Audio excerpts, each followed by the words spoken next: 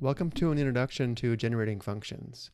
There is an extremely powerful tool in discrete mathematics used to manipulate sequences called the generating function.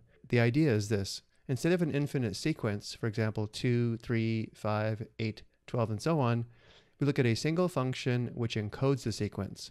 Not a function which gives the nth term as output, instead a function whose power series, like from calculus, displays the terms of the sequence. So for example, we would look at the power series 2 plus 3x plus 5x squared plus 8x cubed plus 12x to the fourth plus and so on, which displays the sequence 2, 3, 5, 8, 12, and so on as coefficients.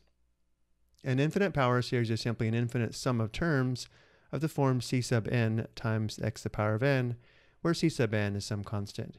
So we write a power series like this: the sum from k equals 0 to infinity of c sub k times x to the power of k, or expanded like this: c sub 0 plus c sub 1 times x plus c sub 2 times x squared plus c sub 3 times x cubed, and so on. In other words, the sequence generated by a generating series is simply the sequence of coefficients of the infinite polynomial. Below we have the generating series, on the right we have the corresponding sequence, where the terms in the sequence are the coefficients of the terms in the generating series. Now let's look at an example. What is the sequence represented by the generating series 3 plus 8x squared plus x cubed plus x to the fifth divided by 7 plus 100x to the sixth? We need to be careful here because notice there is no x term in the series. There's also no x to the fourth term. So when we see this generating series, we need to think of this as 3 plus 0x plus 8x squared plus x cubed plus 0x to the fourth. It might also be helpful to write plus x to the fifth divided by 7 as plus 1/7 x to the fifth. And then we have plus 100x to the sixth plus and so on. We just read off the coefficients of the x to the power of n term.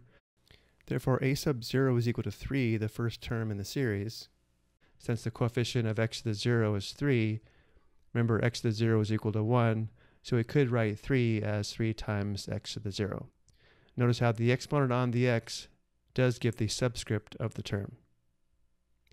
What is a sub 1? It is not 8, since 8 is the coefficient of x squared, so 8 is a sub 2 of the sequence. To find a sub 1 again, we need to look at the coefficient of x to the first, which is why I wrote 0x above in blue, which indicates a sub 1 is equal to 0. Continuing, we have a sub 2 is equal to 8, because 8 is the coefficient of x squared.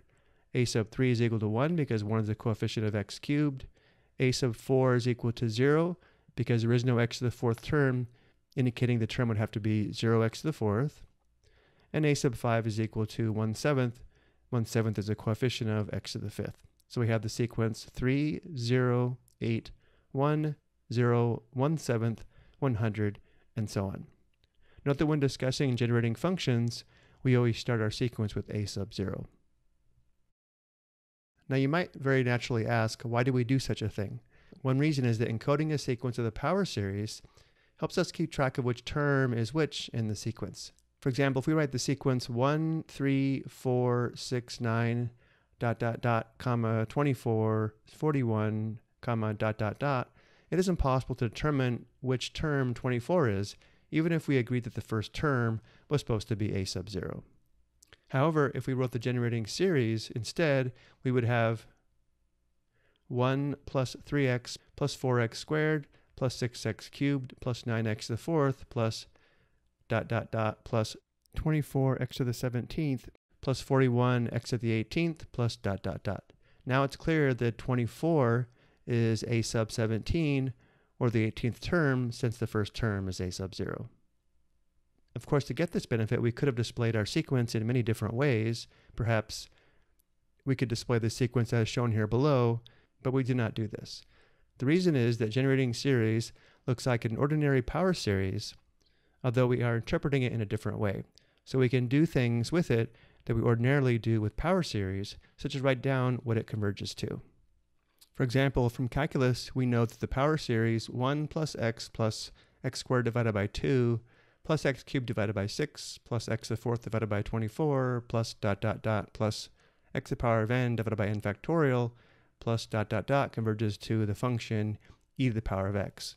So we can use e to the power of x as a way of talking about the sequence of coefficients of the power series for e to the x. When we write down a nice compact function which has an infinite power series that we view as a generating series, then we call the function a generating function. In this example, we would say the series 1, 1, 1/2, 1/6, 1/24, ... 1 divided by n factorial ... has generating function e to the power of x. In the next lesson, we will start to build generating functions for a variety of sequences. I hope you found this helpful.